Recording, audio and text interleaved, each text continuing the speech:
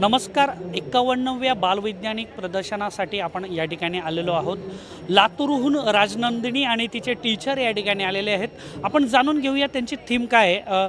तुमचं हे thermal power plant आहे, जिओ थर्मल पॉवर प्लांट.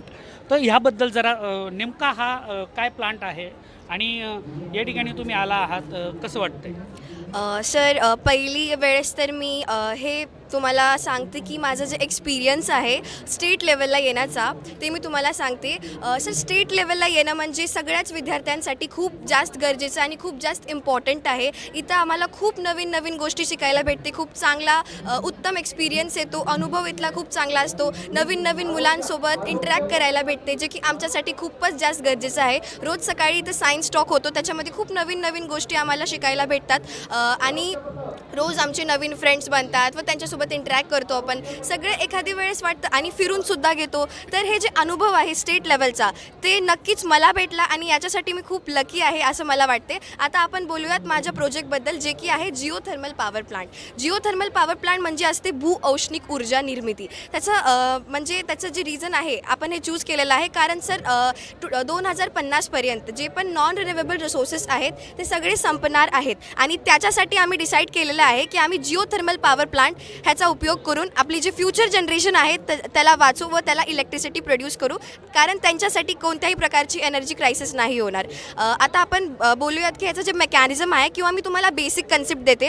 आपली जी इंटर्नल हीट असते म्हणजे जी पृथ्वीची जी उष्णता असते त्याला वापरून आपण कशाप्रकारे वीज म्हणजेच की इलेक्ट्रिसिटी जनरेट करत आहोत, कशाप्रकारे त्याचं पूर्ण मेकॅनिझम आहे, इंटिरियर आहे आपल्याकडे. तर पहिली गोष्ट 3 ह्याच्यामध्ये आपण भागवलेले आहेत पार्ट्स. बेसिकली मी तुम्हाला ते एक्सप्लोर करून देते व दाखवून देते. सगळ्यात आधी तर सर आपल्याकडे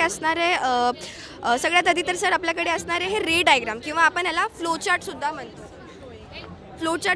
ह्याच्यामध्ये आपण बेसिक कन्सेप्ट पब्लिकसाठी बेसिक जे की लहान लहान मुलं आहेत त्यांना समजावं म्हणून आपण हे रे डायग्राम किंवा फ्लोचार्ट बनवलेलं आहे. आता आपण वळूयात आपल्या डेमॉन्स्ट्रेशन मॉडेलकडे, जे की 100% वर्किंग मॉडेल आहे. बेसिकली डेमॉन्स्ट्रेशन मॉडेलमध्ये सर आपल्याकडे असणारे जे पण मेकॅनिझम वगैरे आहे ते कसं चालतं, आपण काय काय करणार आहोत स्टेप बाय स्टेप, हे सगळं मी इथं समजवलेलं आहे. आणि त्याच्यानंतर आपल्याकडे आहे operational working model. Sir, operational working मॉडेलमध्ये बेसिकली जेही पार्ट ह्याच्यामध्ये हिडन किंवा लपवलेलं आहे, जे पण डिटेलिंग्स आहेत छोटे छोटे, आपण या ऑपरेशनल वर्किंग मॉडेलमध्ये एकदम डिटेलपर्यंत आपल्या घरी कोणत्या व्होल्टेजनी इलेक्ट्रिसिटी येते त्याचं पूर्ण जे डिटेल मेकॅनिझम आहे मी इथं दिलेलं आहे.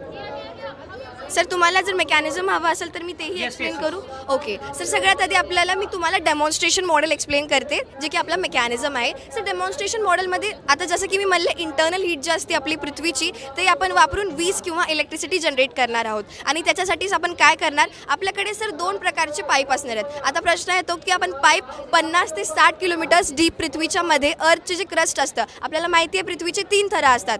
Earth's layer basically earth's crust असतो, मेंटल असतो, ॲज वेल ॲज कोर असतो. आणि आपल्याला माहिती आहे तिथं खूप जास्त उष्णता असते आणि तेच जे 2 पाईप आहेत आपण ते पृथ्वीच्या 50 ते 60 किलोमीटर्स डीपमध्ये खोदणार आहोत. तिथं झाल्यानंतर सर बेसिकली आपली जी इंटर्नल हीट असते आपण तिथं पाणी सप्लाय करणार आहोत. आपल्याकडे खूप जास्त व्हेरियस रिसोर्सेस आहेत पाण्याचे, जसं की आपल्याला माहिती आहे ओशन्स आहेत, रिव्हर्स आहेत, लेक्स आहेत, ॲज वेल ॲज आपल्याकडे वॉटर टेबल आहे जे की 200 to 500 फीट सिच्युएटेड आहे. आणि तेच वॉटर आपण जसं की तुम्ही इथं पाहू शकता मध्ये आपण सप्लाय करणार आहोत. हे जे मध्ये चाललेलं आहे पाईप त्याला म्हणतात आपण इनलेट पाईप. जे बाहेर येणारा पाईप आहे त्याला आपण म्हणतो आउटलेट पाईप. आणि जे इनलेट पाईप आहे सर त्याच्यामध्ये आपण वॉटर सप्लाय करणार आहोत. आपल्याला माहिती आहे की उष्णता खूप आहे, जसं की मी म्हणले पृथ्वीच्या मध्ये त्या उष्णतेला आपण मध्ये जसं की पाईप घातला, आता त्याच उष्णतेमुळे आपल्याला माहिती आहे जे वॉटरचा बेसिक बॉइलिंग पॉईंट असतो नॉर्मल टेम्परेचर तो असतो 100 डिग्री सेल्सिअस, राईट. आता आपण पाईप मध्ये घातल्यानंतर किती जास्त बॉईल होणार आहे ते, कारण टेम्परेचर याचे खूप जास्त असणार आहेत. म्हणूनच त्याचे पाणी आपण मध्ये घातलेलं आहे ते एकदम रॅपिडली स्टीमच्या फॉर्ममध्येच म्हणजेच वाफेच्या फॉर्ममध्ये कन्वर्ट होईल. आता आपली जी वाफ आहे सर ते जसं की आउटलेट पाईप जसं की मी तुम्हाला दाखवलेलं होतं, आउटलेट पाईपच्या जरिये जे वाफ आहे ते बाहेर येणार आहे. इथं आपल्याकडे स्टीम टर्बाईन, त्याच्या मागे बेसिकली वॅन्डीग्राफ जनरेटर किंवा डायनमो ऑर जनरेटर असतो. सर, ते आपला स्टीम टर्बाईन आहे आणि हे आहेत आपले ब्लेड स्टीम टर्बाईनचे. तर जे वाफ आलेली आहे बाहेर, जे इंटर्नल हीटची हे आहे वाफ, ते बाहेर येऊन बेसिकली स्ट्राईक करणार. ते जे ब्लेड्स तुम्हाला दिसत आहेत त्या ब्लेड्सला आदळणार आणि वाफ आदळल्यानंतर हे जे बेसिकली टर्बाईन आहे, टर्बाईनचे जे ब्लेड्स आहेत ते एकदम रॅपिडली एकदम फास्टली ते काय करणार, वर्क करायला लागणार, कारण स्टीमचा प्रेशर खूप जास्त हाय असतो. त्याच्या मागे आपल्याकडे वॅन्डीग्राफ जनरेटर आहे. सर वॅन्डीग्राफ जनरेटर काय करतो, ती स्टीम आहे त्याला कन्वर्ट करतो in the form of electricity. आणि अशाच प्रकारे आपण इंटरनल हीट म्हणजेच की पृथ्वीची जी उष्णता आहे त्याला वापरून आपण वीज तयार केलेली आहे. आणि हे होता बेसिक कन्सेप्ट आमच्या जिओथर्मल पॉवर प्लांटचा. थँक्यू. नक्कीच राजनंदिनीमध्ये भविष्यातली कल्पना चावला असेल, भविष्यातला डॉक्टर APJ अब्दुल कलाम असतील, असे शास्त्रज्ञ दडलेले आहेत. आणि तू आता कितवीला आहेस? सर मी 8वीला आहे, प्रायमरी लेवल. बघा, 8वीची विद्यार्थिनी आणि लातूरची ही कन्या आज सावंतवाडीत येऊन तिचा जिओ थर्मल पॉवर प्लांटच्या माध्यमातून या ठिकाणी तिने विज्ञान प्रदर्शनात सहभाग घेतलेला आहे. तिला गायडन्स करणारे टीचर जे आहेत रॉय सर, ते सुद्धा आपल्यासोबत आहेत. आपण त्यांच्याशी पण बोलणार आहोत. सर, आपला एक्सपिरियन्स जो आहे, आपल्या वाटतं की खूप टू मच हाय एक्सपिरियन्स दिसतो आहे. एकूण आपण अनेक विज्ञान प्रदर्शनं बघितली असतील, पण सावंतवाडीतलं आजचं जे विज्ञान प्रदर्शन आहे, गेली 3-4 दिवस तुम्ही अनुभवत आहेत, कसं वाटतंय? Good morning, sir. I will also display about the geothermal power plant, and this my thinking about this plant for the future energy crisis. What can we do in future when the storage of fossil fuel will be finished? What can I do?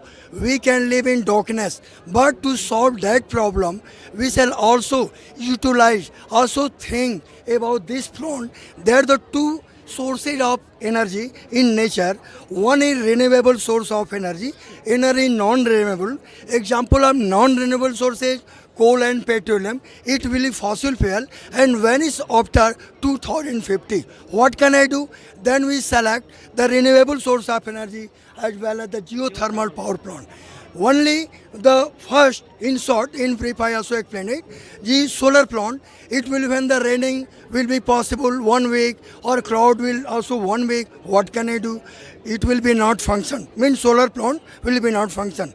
But in next wind energy, when the strong wind means storm which will not blow at all time at the plain area, what can you do? We cannot generate electricity by means of the wind energy. Number third, the renewable third source, it is said to be tidal energy. When the high tide will be produced in nature near the coastal area, it will be high tide. The high sea waves, high tide will be also, the water will be also stored in tidal dam. Then we can also fall down the water on water turbine, then rotate. Vändigraf generator will be produce electricity.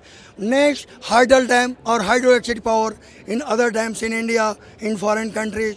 What can do when the river water, the level of river water will be decreased, the production of electricity will be stopped. Is there drawbacks or limitation? All this. Only two resources may be also possible for the future energy crisis. Number first, geothermal. Number second, nuclear power plant or atomic power plant. Continue the cyclic process in nature, and we can also solve. It is not present in other geothermal power plant in international nations.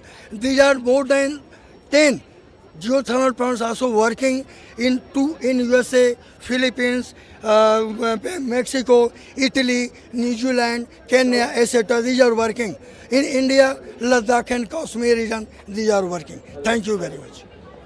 हे होते Roy sir, लातूरहून हे आलेले आहेत आणि या ठिकाणी Jio thermal power plant त्यांनी या ठिकाणी आपलं प्रेझेंटेशन त्यांनी केलेलं आहे.